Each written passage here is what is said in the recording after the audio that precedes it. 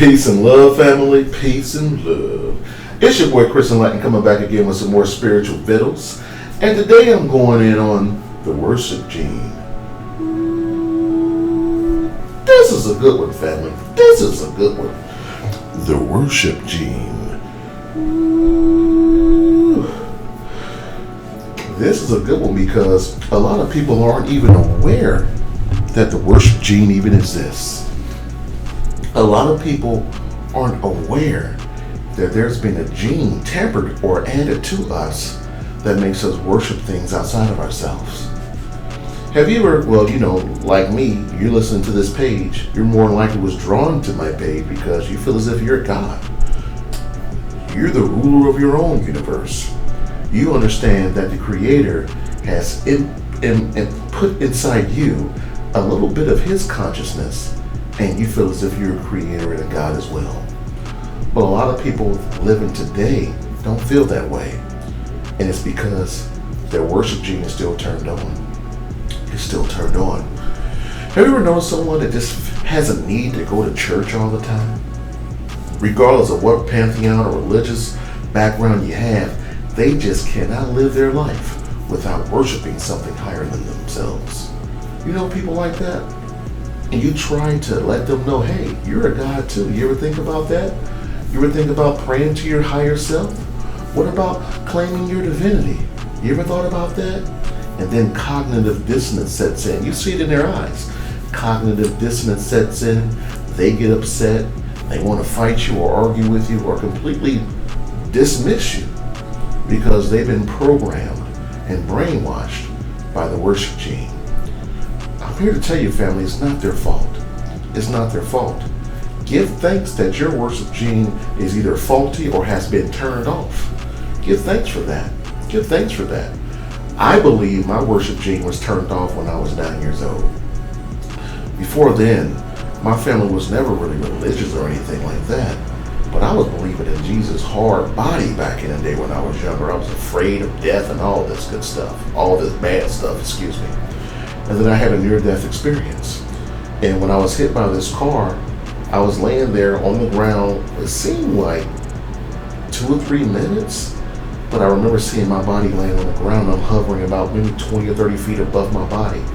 Feeling great, 363-degree view of everything around me. Not mad, not happy, not sad. I just was. And I was experiencing and witnessing my body on the ground at a 9-year-old. I'm looking at a 9-year-old kid. Zapped back in my body, head hurting, and afterwards, I'll say about 2 or 3 weeks later, my mom was like, "You just different after your accident."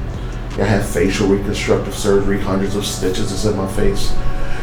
And my mom kept telling me, "You're just different. You're more outgoing. You're happier." I grew up in the hood, so I was scared and mad a lot. My father wasn't around. I grew up in the same court that my mother and father grew up in, and their parents grew up in. I was a third generation living on the same block in the hood.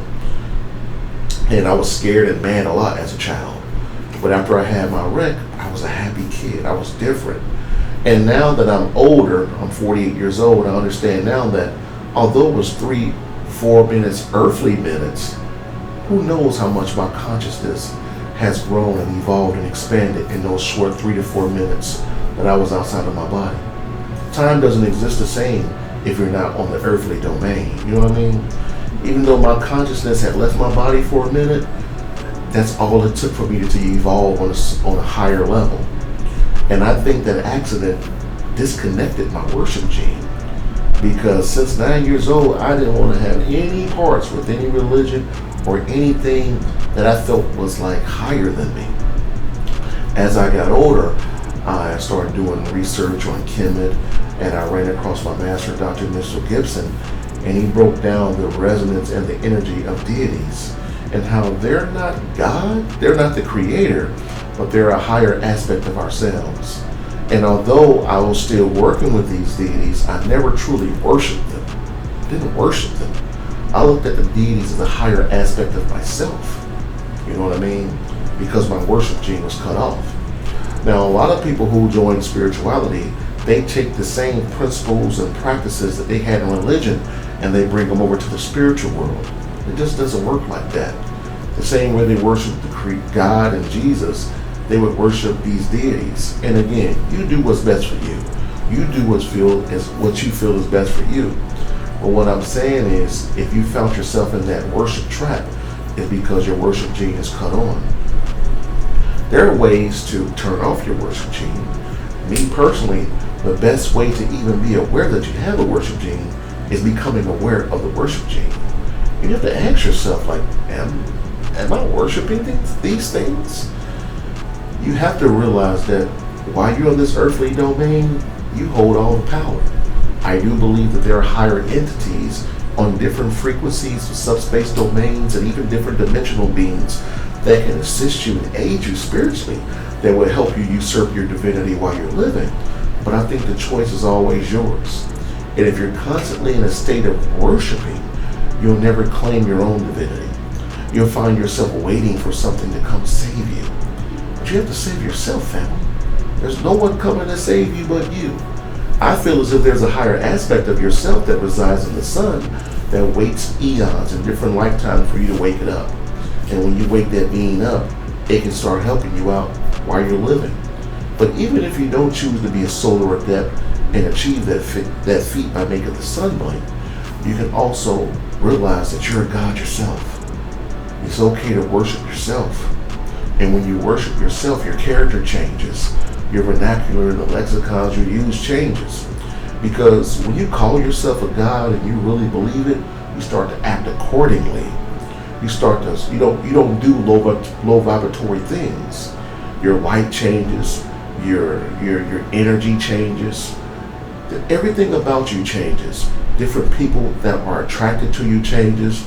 You stop cursing, you stop drinking. You let go of a lot of the vices that you once had when you were just a feeble human, when you felt as if you were that. However you feel about yourself is how you treat yourself. A lot of people do drugs and things like that because they're vibrating so low. I don't know and never heard of anyone meditating and really vibrating on a high level that even have a need to even use drugs. It will be repugnant to them. I couldn't fathom doing drugs or anything like that because I'm already vibrating so high. I don't need them. I'm not trying to escape anything. I focus more on tapping in within, and that's my drug. That's my guilty pleasure. You know, me and my wife always talk, and she said, as long as I've known you, you've always been a hero, a leader, and you care deeply for people. And that's one of the things that attracted her to me 30 years ago when we first met. When we first fell in love. We met about 33 years ago. But I'll never forget, in Cincinnati, Ohio, we were just chilling up at Kroger's, just chilling. And I seen this old lady struggling with her groceries. And I didn't tell my lady at the time, my wife now, that I was going to go help her. I said, I'll be right back. And I sprung into action. I got the lady's groceries, had a great conversation with the elder queen, put all her groceries, and she gave me a hug. She tried to offer me money, and I gave her money back. I said, I'm not doing this for the money. I'm doing this because you're an empress, and you deserve this help. And then I went back over to my wife. And as I'm coming back over, she just had her head tilted, and she was smiling at me. And she told me years later, that's when she fell in love with me. She was like, I was unlike any other young man at the time. Most men would have seen that elder queen struggling and didn't think nothing of it. But when you know that you're a God inside, even though I didn't know I was a God, but that accident that I had, it just made me view the world differently. And I started to see the creator in me and other sentient beings and other people. And regardless, if you ever meet me in person, I'll treat you accordingly as well. I love seeing the God in people, and I challenge them to be what I see within them. Some people call me the spiritual bully because I see people's potential, and it doesn't pain me, but it makes me feel a way when I see people not living up to their potential. You know what I'm saying? I think a lot of sentient beings and humans die with the stink of wasted potential of themselves. They never really prosper the way that they came here to prosper. We don't know what it took for us to get here. We don't know what trials, tribulations we've had to go through just to incarnate on this earthly domain. And I know for a fact we didn't come here just to be subservient to different beings and things like that. I know that my action will always beat anyone's prayer. If you're just sitting there praying for help, praying for things to happen, I don't pray at all, and I just do, I'm going to win every time. Now, I do say divine prayers, and I do uplift myself by calling out to my higher self to fix low vibratory attributes that I still think that's in me. I do that, but my prayer is different. My prayer is more like a Debo prayer. I don't have that subservient, oh Lord, help me, what I'm going to do. I don't emit that type of energy in the ether like that. The way I give thanks to myself and pray to myself, I say, Chris, I need your help right now. I need this to happen. I need this to happen then. I'm real specific about what I want and what I need. You know what I mean? I'm real specific about what I want and what I need. And I'm direct, and that's it. I don't be like, so it's been 3 days, when it's going to happen. I just give thanks in advance because I know it's going to happen. Because I know I'm a God. I'm the co-creator of my reality. When you don't feel as if you're a God, if you don't feel as if you're a co-creator of your reality, you're just riding the wave of life, and it takes you where it takes you. You find yourself in some dark places, and you saying all these prayers, but they're low vibratory prayers, and they're being eaten up by other low vibratory beings, and they're never making their destination. I did a video years ago about the proper way to pray. I mean, I feel as if the Creator hears our prayers and other higher dimensional beings hear our prayers, but it's like a missile. If it's not encapsulated right, it may not get there.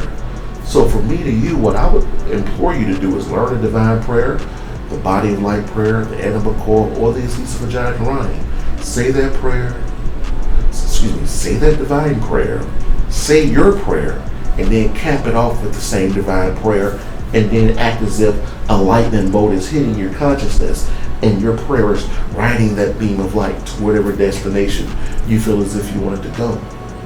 You know what I mean? That's how I feel. Everything works with light and cymatics tones. So our mind inside is more powerful than your conscious mind. You know what I mean? So whenever you pray anything, say a divine prayer, say your prayer, encapsulate it with another divine prayer, and shoot it up on a beam of light as if a lightning bolt is striking your consciousness and it's shooting up to its destination. And know that it's getting there. And know that it's getting there. But you can only do those techniques when your worship gene is turned off. Even if you have challenges turning off your worship gene, act as if it's turned off. Fake it till you make it. Fake, fumble, and finesse it. You have to do what you gotta do. You know what I mean? I mean, there's ways to turn off your worship gene, but I first want you to realize that you have one first. I may do another video in the future about how to do it, but I first want to make you aware of it first, because there are a lot of people feeling as if they just can't get right, and you're already right. You're already right. You have everything you need. A lot of people think that God or the Creator don't hear your prayers. He hears them, but He's already given you everything you need to succeed. If you have a child and you raise them, you give them $1 million. 2 weeks later, they say, "Hey, Daddy, can you give me about 50 more thousand?" You're going to ignore them because you've already given them everything they needed. Everything on this earthly domain, broken down on a molecular level, has this bright light within the molecules, and they call it the God particle. Animate, physical, inanimate, everything you see around you, broken down on a molecular level, has the God particle in it. Items that seem stagnant and dormant are alive. Crystals are alive. Crystals grow. Crystals are alive. That's why the ancients used crystals in their pyramids, all their vases, all their statues. They use granite and other crystalline structures because they're alive. They're alive. All those vases, plates, amulets, everything they have were alive beings. They were alive beings because they understood that the Creator resides in everything. You know what I mean? So I really want you to think to yourself, is my worship gene turned off, or is it on? And whatever conclusion you come up with, start acting accordingly. If you feel as if your worship gene is cut off, stop worshiping all these beings above you and start being the higher being that you came here to be anyway. You are who you were when you came here. You know what I mean? A lot of people think that we have a soul. We are a soul. We're a soul in a flesh suit. This is a physical algorithm here, living in this earthly domain. But we are the soul, and that soul is a higher being that we can't even conceive.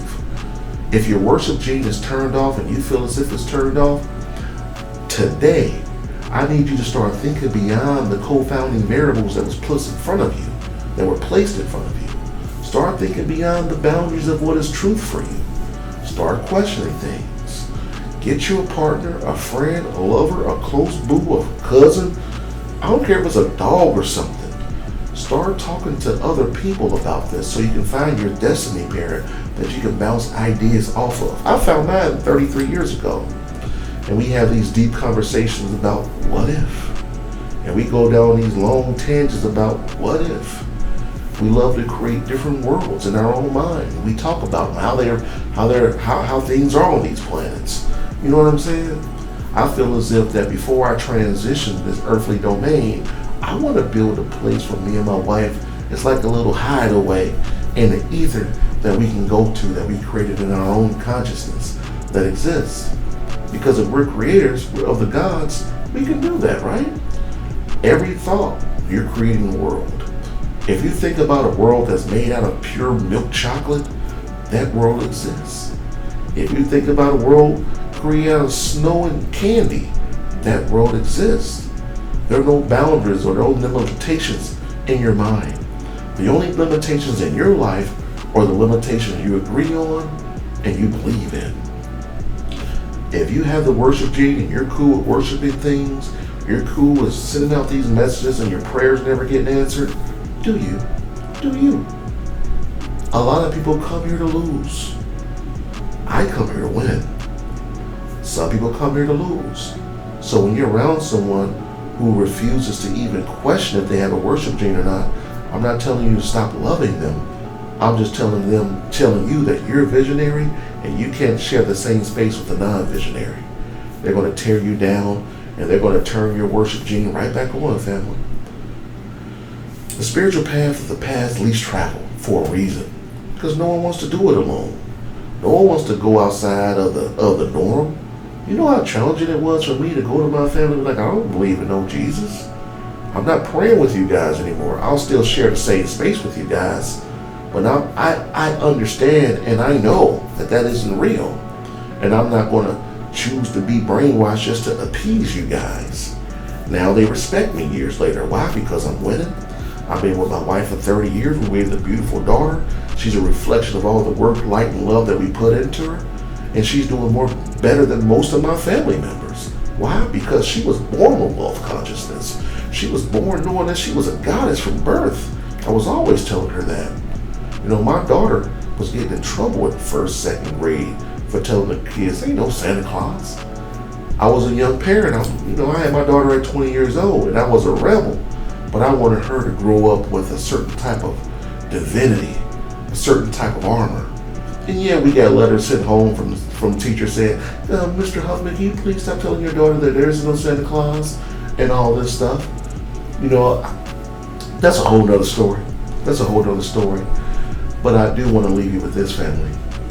If you feel as if your worship gene is cut off, turned off, what are you going to do now? Are you going to keep dreaming about things that you wish you would have had? Are you going to keep fighting for your limitations? Or are you going to go out there and make things happen for yourself? You don't have to know step 2, 3, and 4 to make step 1. Sometimes when you make step 1 and step 2, step 6 and through 50 reveal themselves. But you have to know. The thing that keeps me going is, if it hasn't happened yet, all that means I can make it happen. I can create it. And you have to have that dog within you, that spiritual dog, paired with some spiritual ingenuity about yourself. And you have to have a knowing. You know what I mean? I don't think the creator that created all that you see doubted his creation. It just is what it is. And wherever you are, all your past mistakes, give thanks for them. Give thanks for those mistakes. When you see people that don't want to rock with you, give thanks that they let you know how they truly feel about you. Everyone's not called to make these winning moves that you're thinking about making. You know what I'm saying, family? So on that note, I hope you got some jewels on the worship gene. I felt as if it was my duty to let my audience know that there is this gene that was implanted in us that makes us worship things above us. And going forward, if you choose to cut it off and start worshiping yourself and start living the life that you dream of having. Because the life that you dream of having is already here. You just have to claim it, family. So if you want to support me, go out to Amazon, get any one of my 8 books. I got another book coming out in October. It's going to be a banger. I'm not going to even tell you the name of it yet. I'm going to let it be a surprise. I'm dropping it in October on my birthday, October the 18th. Winning! It's going to be my 9th book. And if you really want to change your financial, your money, you want to learn a money game, reach out to me. I'll do a consult with you, a free consult with you, and I'll teach you the money game. I'll help you get an index universal life insurance policy so you can set a financial legacy up for your family. If you're retired, you're a little older, you're retired, and you got all this money in your 401k, you don't know what to do with it, you want to save 30% of your taxes, send me a message and I'll help set you up with an annuity so you can keep your principal amount, roll over to an annuity, and start winning, family. My role in life is to help people grow spiritually, help them make money, save money, and protect their money. Because you can't do nothing in this earthly domain without it, family. So on that note, you already know what it is. It's your boy Chris Enlightened, and I'm out here winning.